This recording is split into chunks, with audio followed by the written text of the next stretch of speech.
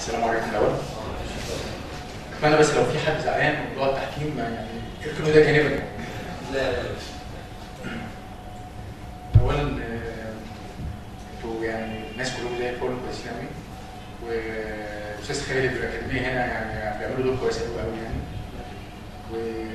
والتحكيم هو حاجه مهمه جدا، واحنا بلادنا هنا ينقصها حاجتين: دور تحكيم قوي، وعلشان التحكيم القوي مش موجود فهنلاقي في عندنا ناس بتقعد سنوات في المحاكم، وفي ناس محترفه انها تلجأ للمحاكم علشان الخصم ما ياكلش حاجه. الحاجه الثانيه احنا بينقصنا حاجه مهمه جدا، ودي احنا مش هنتعرض لها النهارده بس هننوه عنها، حاجه اسمها اداره الازمات. اداره الازمه ده المفروض ان هو موجود في كل حاجه في حياتنا. حتى الدول بتاعتنا اللي هي يعني بيحصل لها حاجات كتير اليومين دول دي، لو مش عارف هم بيسموها حاجات غريبه كده، فبس لو في اداره ازمه كان الوضع اختلف. فخلينا نقول ان ايه علاقه اداره الازمات بالتحكيم؟ انا كان عندي وجهه نظر ان التحكيم هو المرحله الثانيه للاداره لو فيها عيوب. لو انا عندي اي تقصير باي نوع من انواع الاداره عندي، اذا كان اداره افراد، او اذا كانت اداره ماليه، او اذا كانت اداره شؤون معينه ما بين شركات بينها وبين بعض، او اذا كان ما بين دول، فبينتج عن سوء الاداره سوء اداره الازمه اللي بتحصل لما بيحصل اي نزاع معين وما بيتمش معالجته بالشكل السليم او ادارته بالشكل الفعال اللي ممكن يخرجنا من كارثه. في الوقت ده احنا بنلجأ لان بيبقى فيه تحكيم.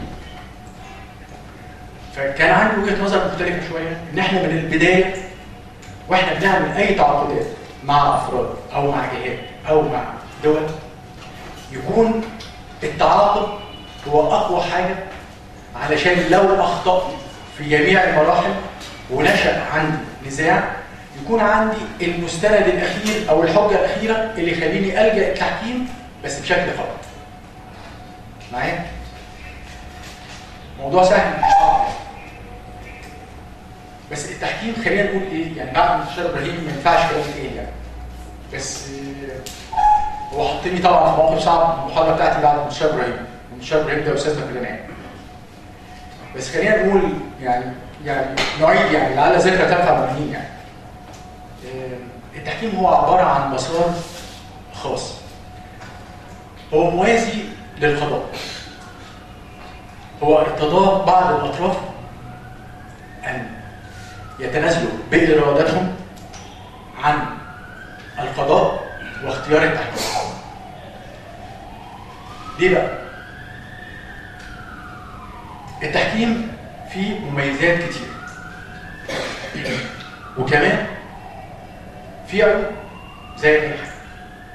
بس التحكيم فيه ميزه ان انا بتعامل مع بعض الاطراف اللي بثق فيهم. بمعنى هيئه التحكيم انا بختار واحد من ضمن هيئه التحكيم، فبيبقى عندي نوع من انواع الاطمئنان بغض النظر ان هو لازم يتصل بالحياد، بس انا مطمئن ليه.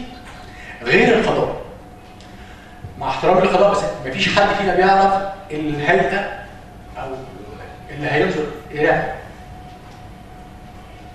فالنهارده التحكيم من اوله لاخره بيتم ما بين طرفين النزاع بيرتضوا ان هم يختاروا هيئه التحكيم من الافراد الطبيعيين اللي هم لا يفترض لا يشترط ان يكونوا من ضمن الجسم القضائي للدوله.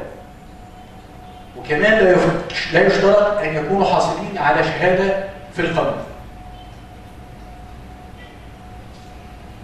وانا ماشي لو في اي حد عنده سؤال، احنا قاعدين بندردش الشباب يعني اي سؤال انا معاك بغض النظر عن زعلان من موضوع التحكيم يعني. موضوع القضيه انا وجهه نظري كده يعني، انا مش بقول ان الناس ما تستاهلش التعويض، لا هي تستاهل تعويض، بس تستاهل تعويض من الجهه الصح. وفي نفس الوقت التقصير اللي تم على الشركه تتحمل جزء. انا قصدي بس حضرتك ان الشركه كانت بتدي تامين او تعويض اكتر بكتير من السوق المصريين. يعني هو الشركه انا الحكومه المصريه هتدي 10000 5000 40000 الشركه قالت 100000. يا فندم انا كان كلامي ان الاسر الضحايا هتاخد تعويض من جهتين. الجهه بتاعت الشركه اللي هي معانا في التحكيم، وفي نفس الوقت هتلجا للتقاضي للجهات اللي اخرجت التصريح. جميل. الجهات بقى اللي اخرجت التصاريح للتامين زي ما فهتاخد التعويض من جهه ثانيه. تمام؟ طب خلينا نرجع في موضوع الفلوس. يبقى خلينا نقول ان فقهاء القانون اطلقوا على التحكيم ان هو القضاء الخاص. يعني ايه قضاء خاص؟ يعني ناس في بينهم وبين بعض العلاقات او تعاقد معين، اختاروا يطبقوا قانون معين، يعني واختاروا بعد كده يجيبوا افراد معينين يقوموا على تطبيق القانون اللي ينظم العلاقه بتاعتهم. حاجه خاصه جدا غير القضاء. القضاء احنا لا بنعرف ايه القانون اللي احنا هنحاسب عليه، ولا بنعرف مين الاشخاص اللي احنا هترفع امامهم الدعوه، ولا بنعرف المده اللي هتنظر فيها القضيه في موضوع المساحه. لكن انت كمان في التحكيم بتقدر تلزم هيئه التحكيم بمده معينه. فعندك يعني حاجه خاصه جدا، يعني انت بتحط كل الشروط وكل المميزات وكل اللي انت عايزه. يعني بتتفق العقد شركه تعقد زي ما. طيب خلينا نقول بقى هيئه التحكيم هي بتقوم على سلطان الدوله، بس ما بتقومش تطبيق قوانين الدوله. بمعنى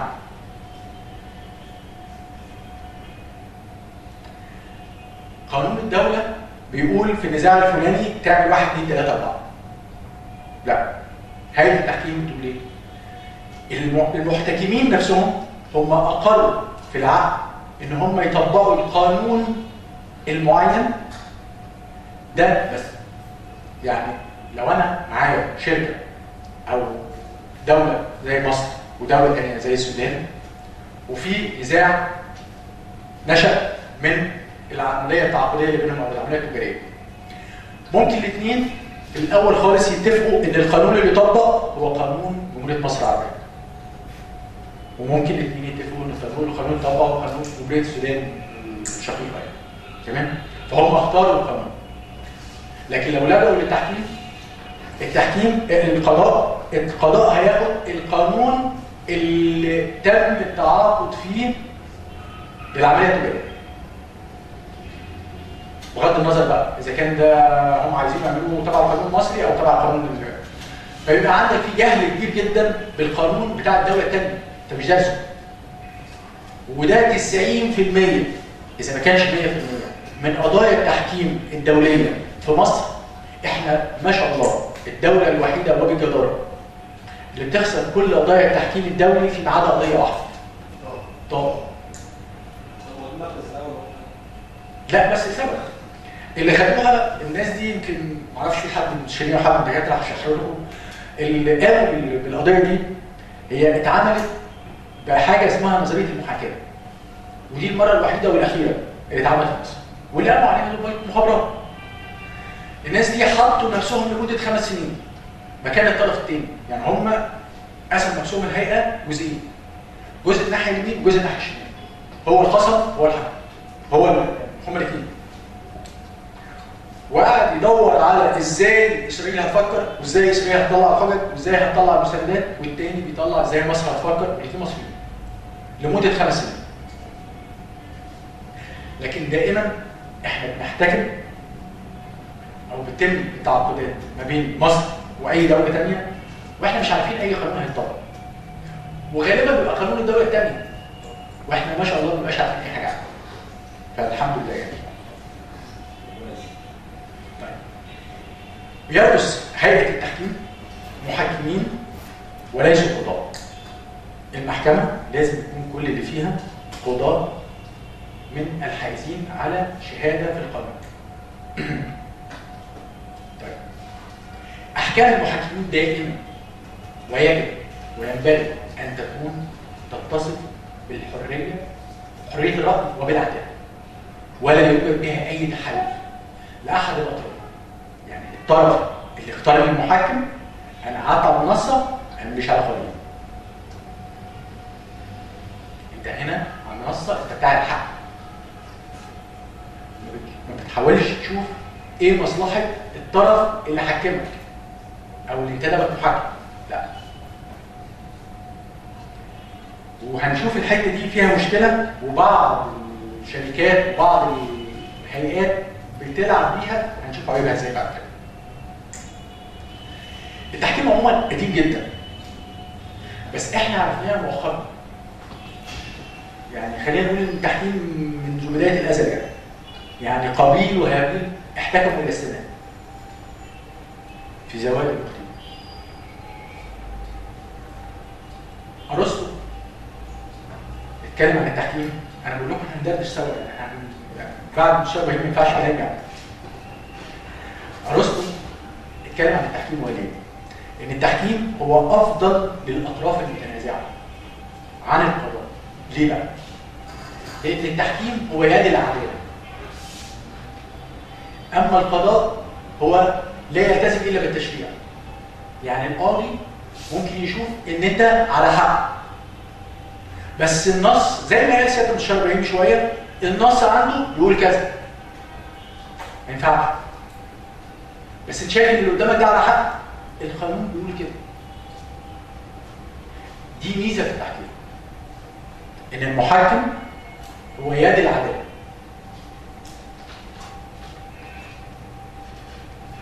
والتحكيم كمان ازدهر قبل الاسلام. كان لكل قبيله في قريش او قبائل العرب كلهم، كل قبيله كان لها محكمين بيرجعوا لهم ويحتكموا ليهم، زي خلينا نقول كده زي محكمين معتمدين. وكان في قضيه مشهوره جدا قبل الاسلام، حجر الاسد. تمام زي ما بيقول الاستاذ. واول تشريع تم لضبط العلاقه الاشخاص في الاحوال الشخصيه، اللي هي زي ما هي بتقول فان خفتم شقاقا بينهما فابعثوا بحكما من اهله وحكما من اهلها ان يريدوا اصلاحا. خلينا نشوف الحته دي، يوافق الله بينهم. هو قال صفه من صفات المحكمين ان يريدوا اصلاحا، يكون في نيتهم الصلح. اصلاح مش شرط صلح، يعني اصلاح الخير اللي فيه. تمام؟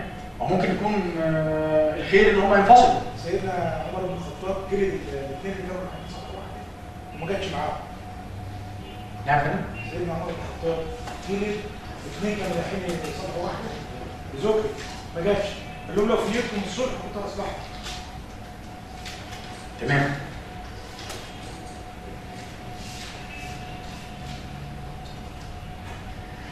في الأول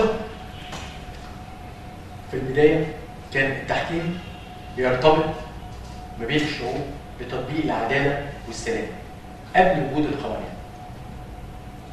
فعلشان الناس تعيش في أمان أو تعيش في سلام أو تعيش في عدل كانوا بيلتزموا بالتحكيم. وكان في لكل قبيلة أو لكل مجموعة أو لكل قرية صغيرة كان بيبقى لهم حكيم. الحكيم ده كان بيحتاج إذا كان فض النزاعات أو اتخاذ قرار. وبعد ما بدأ يبقى فيه دول، بدأت الدول بالتحكيم لتنظيم علاقات العدل والسلام والأمان قبل ما يبقى فيه قوانين. التحكيم هو سابق للقضاء، يعني التحكيم سابق في نشوءه عن القضاء. في مقولة برضو بتقول صلح فاسد أفضل من قضية رابحة. يعني لو احنا الاثنين نصطلح مع بعض بس أنا أخسر شوية وأنت تخسر شوية، أفضل من أقعد سنين في المحاكم والله أعلم مين اللي يكسب ومين. في نفس الوقت احنا الاثنين بنخسر العلاقه الوديه ما بيننا وبين بعض. علشان كده كان اهميه التحكيم في المعاملات التجاريه. ما ينفعش النهارده يكون ما بيني وما بين حضرتك نزاع، وانت شركه وانا شركه، او انت دوله وانا دوله، او انت هيئه وانا هيئه، ويبقى في عمليات قائمه بيننا وبين بعض، خلاص احنا الاثنين بنتماشى في المحكمه. لكن في التحكيم ينفع العلاقه التجاريه او العلاقه التعاقديه بيننا وبين بعض مستمره رغم وجود خلاف او نزاع موجود امام هيئه التحكيم. حاجه كمان، لما يبقى فيه مشكله او نزاع معين مرفوع امام القضاء، ما بتقدرش تخلي الجلسه على هيئه سريه الا في ظروف الامن او حسب ما يرى القاضي. لكن جميع خصوصياتكم انتم الاثنين موجوده على المشيعه في المحاكم. فده بيضر بالعلاقات التجاريه بالشركات. بمعنى اسرار شركتي واسرار شركتك، او اسرار دولتي واسرار دولتك، او اسرار العمليه اللي بنتكلم فيها مثلا على سبيل المثال بعض المطارات او المهابط او الكلام ده كله علني. مع ان التحكيم بيحفظ ان الجلسه تكون سريه، فبيحفظ اسرار واسرار، وفي نفس الوقت بيحفظ على استمراريه العلاقه التجاريه او العلاقه التعاقديه بيني وبينك. حضرتك انا زعلان. طيب خلينا نقول بقى التحكيم انا برتضي اني بتخلى بارادتي المطلقه انا والطرف الاخر عن حقي في اللجوء الى القضاء عند ورود شرط التحكيم في العقد قبل حدوث النزاع. في هذه الفترة أو في هذه اللحظة ارتضينا سويا على أن يكون التحكيم هو الفيصل بيننا وليس القضاء، ويسمى هذا بشرط التحكيم. لكن لو حصل مشكلة أو حصل نزاع ممكن نعمل ملحق أو نضيف الكلام، فيسمى هذا بالمشارات التحكيم. طيب خلينا نقول كده بشكل سريع مميزات التحكيم. التحكيم مميزاته كتير جدا، ومش بنقول كده دفاع، لا، لان وهذا لا يقلل من شأن القضاء. لكن التحكيم فيه سرعه الفصل في اي منازعه، وكمان بيتصل بالمرونه والاقتصاد. ليه بقى؟ التحكيم اقدر احدده بفتره زمنيه للفصل في نزاع. الحاجه الثانيه في مرونه، انا النهارده اقدر اختار احنا الاثنين نتفق على محكم واحد، او احنا الاثنين نتفق على ان في 3 محكمين، يعني في مرونه في التعامل، زي وانا والطرف الثاني عايزين في مرونه نختار ايه او نعمل ايه. والاقتصاد ان احنا ممكن الهيئه بتاعه التحكيم تخلص النزاع ده في وقت معين، لكن هيئه التحكيم القضيه ممكن تفضل سنين في المحاكم، ويحترف المحامين في مد امل النزاع حتى يموت الطرفين والاحفاد هم عارفين ان الطريق خلاص. الواحد ناس كتير قوي تيجي تقول له في نزاع معين، يقول له خلاص روح المحكمه. هو عارف مش هيعمل حاجه، مش هيعمل حاجه عشان مفيش حق، لا، يعني نحلله، بلاش اقول الثانيه. يعني خلينا نقول الميزه الثانيه في التحكيم عدم التقيد بقانون معين. لان انا النهارده انا وحضرتك بنتفق ان احنا اللي ينظم العلاقه بيننا وبين بعض قانون معين، وليكن قانون مصر او قانون السودان او الى اخره. الحاجه الثالثه ودي اهم ما في التحكيم من وجهه نظري، ان التحكيم يقوم به خبراء في اصدار القوانين. بمعنى ممكن ان يكون القاضي يحكم في نزاع مبني عن مشكله في مبنى اي سوق. في هذه اللحظه سينتدب القاضي خبير، لكن الخبير ممكن انه لا يمتاز بالحياديه، لا يمتاز بكذا بكذا بكذا. في نفس الوقت مش هو اللي بيصدر الحكم، ممكن القاضي يرى من تقرير الخبير بعض الاشياء وممكن انه لا يرى هذه الاشياء. فالتحكيم في ميزه انه بيصدر عن خبير، وخاصه اننا الان في عالم صغير، فبنتعامل مع الامور مع الدول الاخرى ومثل النقل التجاري، مثل النقل البحري، مثل الامور الهندسيه، انشاء الكباري، المشاريع الكبيره التي تحتاج الى سنين وتقوم بها دول. وجود خبراء يقوموا باصدار حكم التحكيم ميزه كبيره جدا في التحكيم. الحاجه الرابعه هو وجود فرص اكبر للصلح. لماذا؟ القاضي هو بيقوم بالفصل في الخلاف بغض النظر عن اسقاطه. لكن التحكيم عندك فرصه اكبر للصلح، لان هم ما زالوا الاثنين مش خصمين قدام بعض. فممكن في اثناء الفتره اللي بتقوم بيها هيئه التحكيم نظرا للنزاع ان الاثنين يوصلوا لحل توافقي. لان القاضي هيئه التحكيم هي ترى ان الوصول الى الحل التوافقي نمره واحد، نمره اثنين، لو خلاص اختلفوا خلاص بتطبق بقى بايه؟ جيش الحكم. معايا ولا لا؟ طبعا.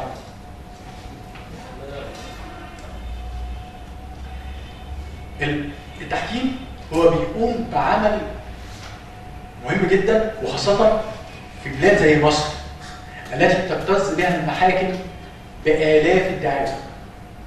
في أي بلد بره دول أجنبية القاضي بياخد من 4 ل 8 قضايا في السنة. احنا القاضي عندنا في مصر بياخد كام فلوس؟ مش ياخد كام فلوس، لا كام قضية فلوس؟ أساتذة يقولوا 20 25 ها؟ 114 ولا 12 طيب اهو. التحكيم خلينا نقول بالتحكيم احنا بنخفف الجهد والعبء عن الخلاص، وفي نفس الوقت احنا بنضمن النزاهه والسرعه في الفصل في المنازعات. كمان ان التحكيم ميزته الاولى ان انا يديني فرصه اختار المحكم بتاعي وابقى مطمن بغض النظر ان هو مش هيحكم في صفي، بس انا مطمن ان ايه؟ مطمن.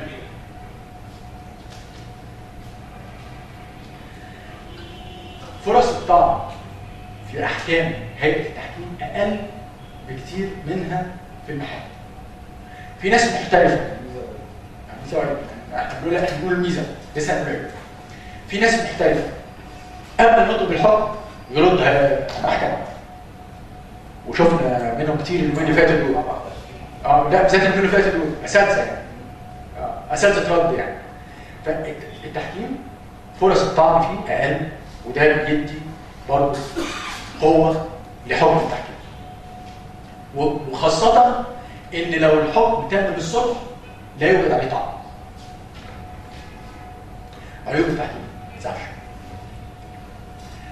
التحكيم هي عمليه اكثر تعقيدا. ليه بقى؟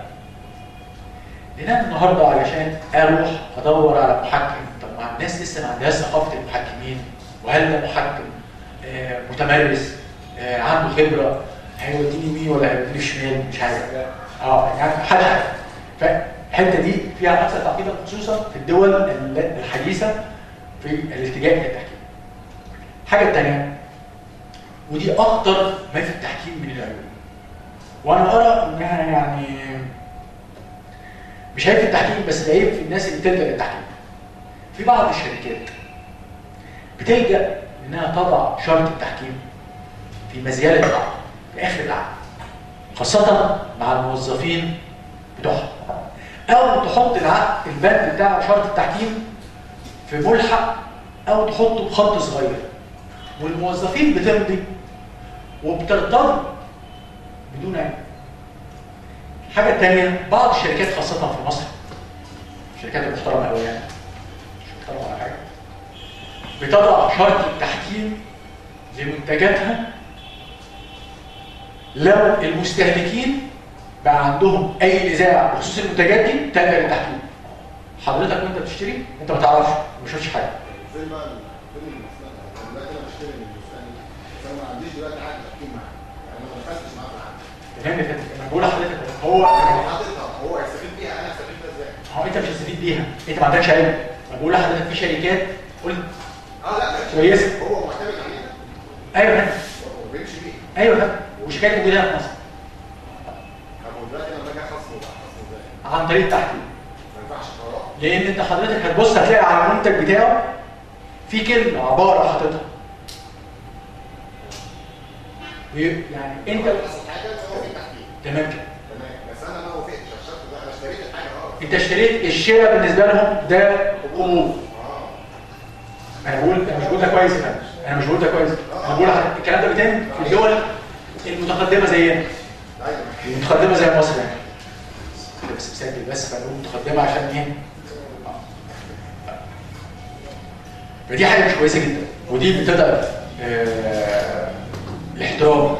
بس يفترض انها بتضعف الاحترام للشركات وليس للتحكيم. ده مش عيب في التحكيم، ده عيب في الشركات اللي يعني زي المحامي اللي بيدور على الثغرات بتاعه القانون علشان يلعب فيها. بالظبط بالظبط زي ما بقول لحضرتك، بيبقى هو محامي انت عارف ده محامي تحت السلم هيمسك لك القضيه ويطلع لك مش عارف سفير، صح؟ ما تسيبش ما تروحش الاستاذ فلان روح بس.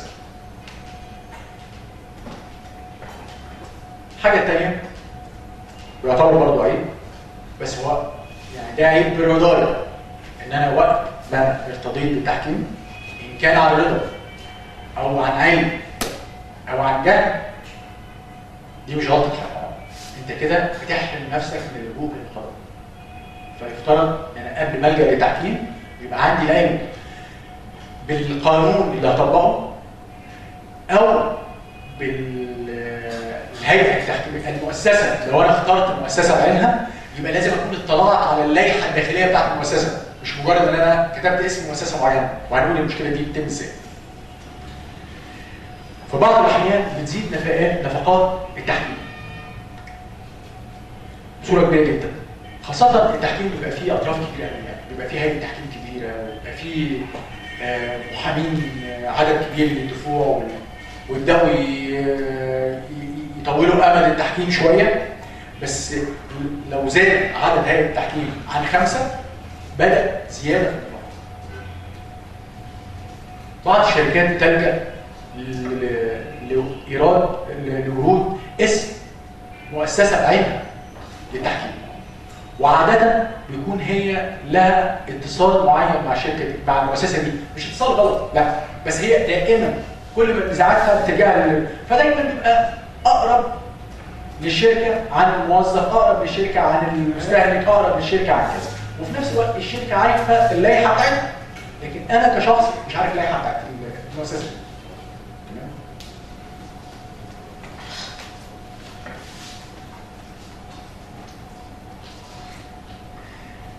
عيب من عيوب التحكيم ان هيئه التحكيم غير قابله وغير قادره على فرض التدابير التحفظيه. يعني النهارده القاضي في المحكمه شاف ان الاستاذ اكس او س او ص متعسر ماليا بس عنده في عماره، فيتحفظ يصدر قرار بالتحفظ على العماره دي او المبنى ده من التصرف، فبيضمن حقوق المتنازعين.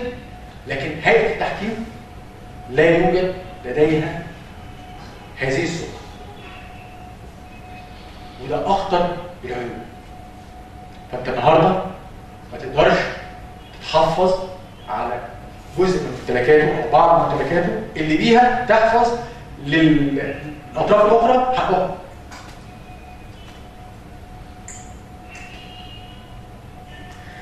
عيب كمان عادة ما يقوم المحامين الذين يعملون في التحكيم على إرهاق موكليهم نظرا لعدم علم موكليهم بالأمور التي تجري في عملية التحكيم.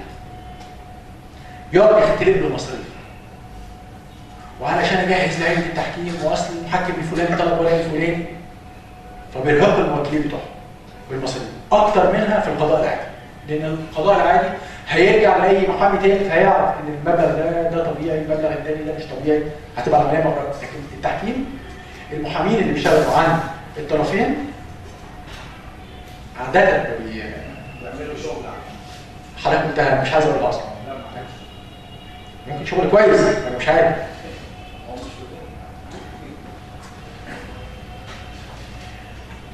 عيب كمان على الرغم من ان حكم المحكمه يعتبر حكم قضائي بمثابه الحكم القضائي، الا انه يحتاج الى اصباغه الصبغه القانونيه، رفع دعوى قضائيه، وده هيخلينا ندفع فلوس اكتر علشان نوصل. تمام.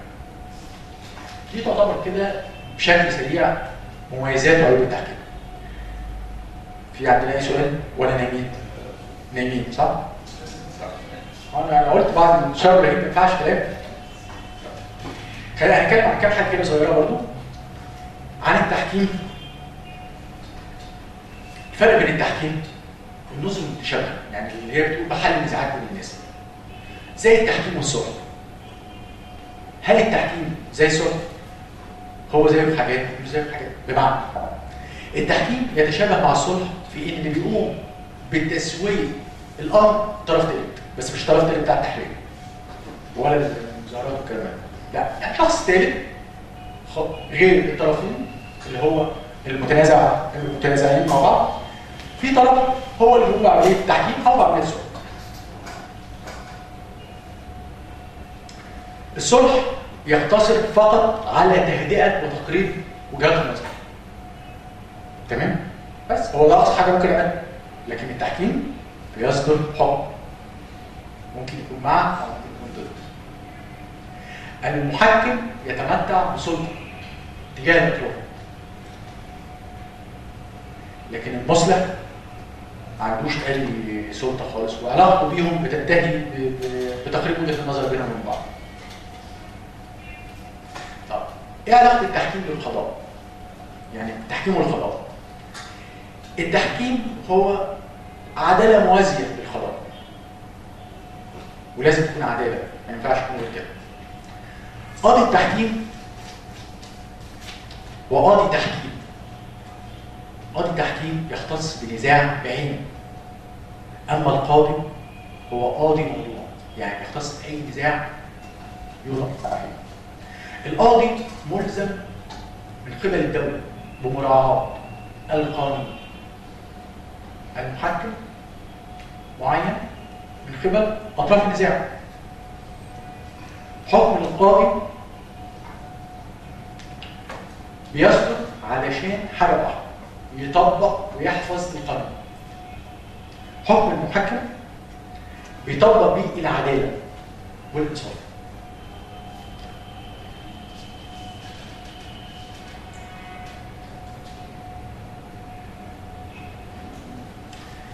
ايه الفرق ما بين التحكيم والوساطه؟ دي اخر حته في الامور المتشابهه مع التحكيم. التحكيم بيتم نتيجه لنزاع معين نشأ بين الطرفين. انما الوساطه بتتم لوضع او الوصول لاتفاق مستقبلي. يعني التحكيم بيتم عن حاجه حدثت في الماضي، نزاع تم، لكن الوساطه بتتم للوصول لاتفاق مستقبلي.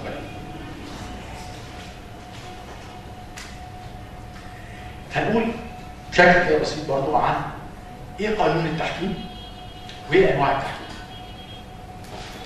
قانون التحكيم اللي بيختاروا الطرفين بيختاروا الاتي: بيختاروا القانون اللي يحكم الاتفاق المبرم اللي هو اتفاق التحكيم.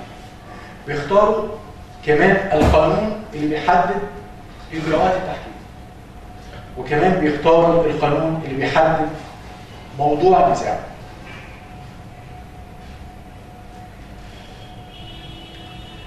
القانون الذي يحكم تنفيذ القرار الصادر من المحكمين هو قانون الدولة الذي ينفذه حكم المحكمين. يعني المحكم ما ينفعش يطلع قانون يتعارض مع الدولة، بمعنى انه اول حاجه النزاع في الامور الجنائيه ليس لها المحكمين ليسوا طرفين، بس كمان ما يقدرش يحكم على اي من اطراف النزاع بحاجه تخالف القوانين الموجوده في الدوله، لكن يقدر يختار اي قانون موجود في الدوله ويطبقه، بس ما يخالفش القانون الموجود في الدوله.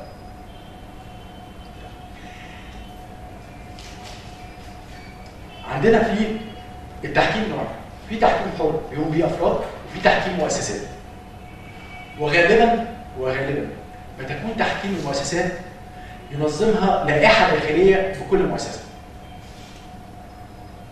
واحنا قلنا ان في بعض الشركات او بعض الناس بتلجا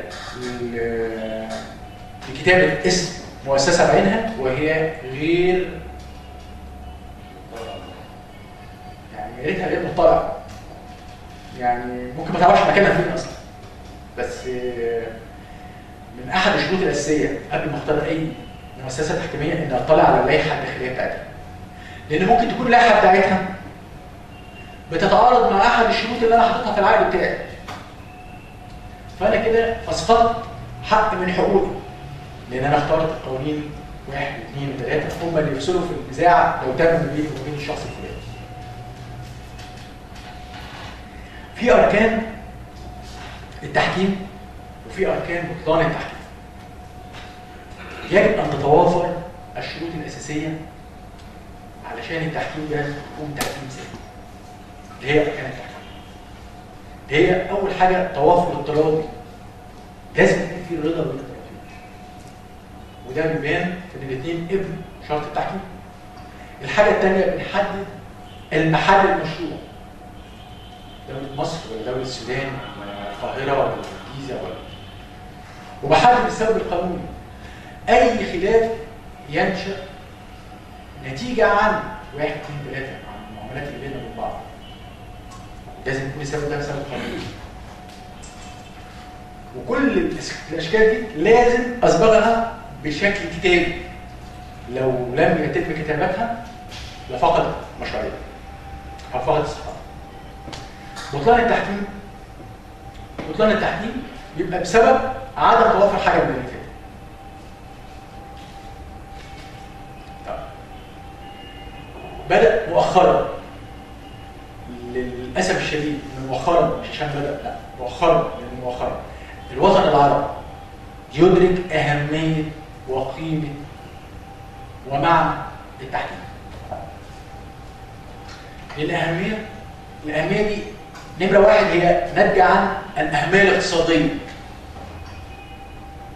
لأن كل المعاملات الاقتصادية بين الدول أو ما بين الهيئات أو ما بين الأطراف تحتاج إلى تحكيم قوي لسرعة الفصل ولسهولة الفض النزاع ولاختيار بعض القوانين المعروفة لنا مسبقا للفصل النزاع ولعدم الخسارة، علشان ما ادخلش قضيه تحكيم وانا ما اعرفش عنها حاجه اخسرها كالعاده. فبدا بعض الدول العربيه تهتم بالتحكيم، لان التحكيم هو الاساس للفتره اللي جايه. لو احنا بنفكر في اقتصاد اقوى، علشان تخرج من جنب القضاء وتتابع ان يبقى في متابعه واستمراريه اكتر في العلاقات التجاريه بين الشركات او بين الهيئات بعضها وبعض.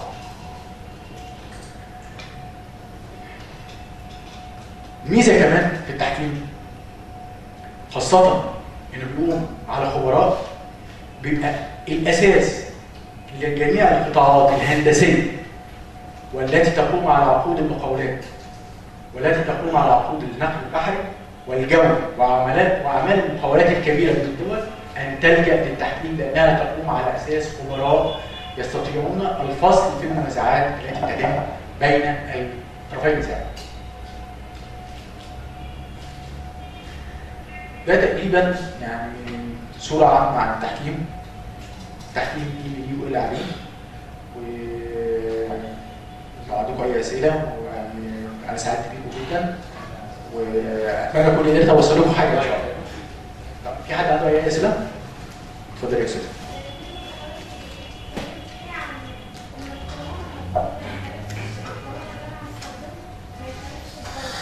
تمام يا فندم.